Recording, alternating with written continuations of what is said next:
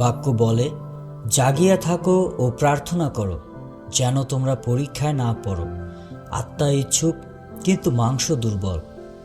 অতএব তোমরা পরস্পরের কাছে তোমাদের পাপ স্বীকার করো এবং একে অপরের জন্য প্রার্থনা করো, যেন তোমরা সুস্থ হও।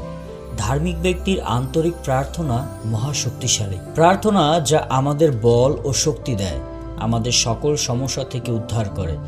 আর আমাদের উচিত যেন আমরা একে অপরের জন্য নম্রতায় ঈশ্বরের কাছে প্রার্থনা করি আর প্রার্থনার মধ্য দিয়ে সেই ব্যক্তিকে ধরে রাখি। তাই আপনার যদি কোনো প্রার্থনা বিষয় থাকে তবে কমেন্টে লিখে যাবেন, আমরা আপনার জন্য প্রার্থনা করব। আপনাদের শান্তি হোক।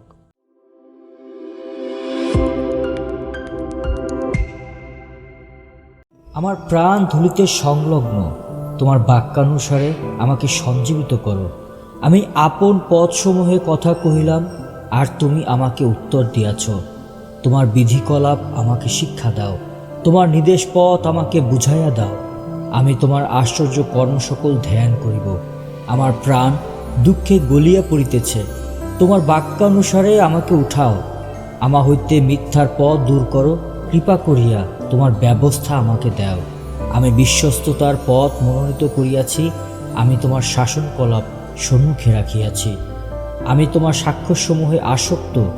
সদাপ্রভু, আমাকে লজ্জিত করিও না। আমি তোমার আজ্ঞাপথে দৌড়িব, কেননা তুমি আমার হৃদয় প্রশস্ত করিতেছ। সদাপ্রভু, তোমার বিধিপথ আমাকে দেখাও, আর আমি শেষ পর্যন্ত তাহা পালন করিব। আমাকে বিবেচনা দাও, আমি তোমার ব্যবস্থা মানিব, সর্বান্তকরণে তাহার পালন করিব। তোমার আজ্ঞাপথে আমাকে গমন করাও, কারণ তাহাতেই আমার প্রীতি। তোমার সাক্ষ্যকলাপের প্রতি আমার হৃদয় ফিরাও, লোভের প্রতি ফিরাইও না। অলিকতা দর্শন হইতে আমার চক্ষু ফিরাও।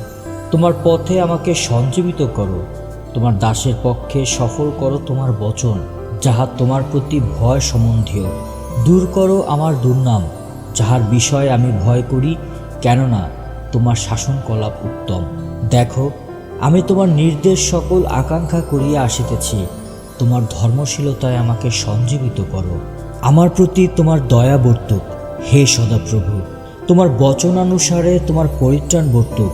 তবে আমি তোমার দুর্নামকারীকে উত্তর দিতে পারিব, কেননা আমি তোমার বাক্যে নির্ভর করিতেছি।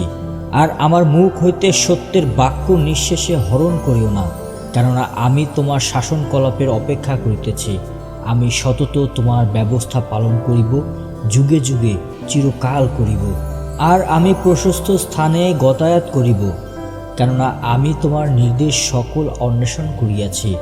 আমি রাজগণের সাক্ষাতেও তোমার সাক্ষ্যকলাপের কথা কহিব, আর আমি লজ্জিত হইব না। আমি তোমার আজ্ঞাসমূহে আমোদ করিব, সে সকল আমি ভালোবাসি। আমি তোমার আজ্ঞা সকলের কাছে অঞ্জল উঠাইব, সে সকল আমি ভালোবাসি। আমি তোমার বিধিকলাপ ধ্যান করিব।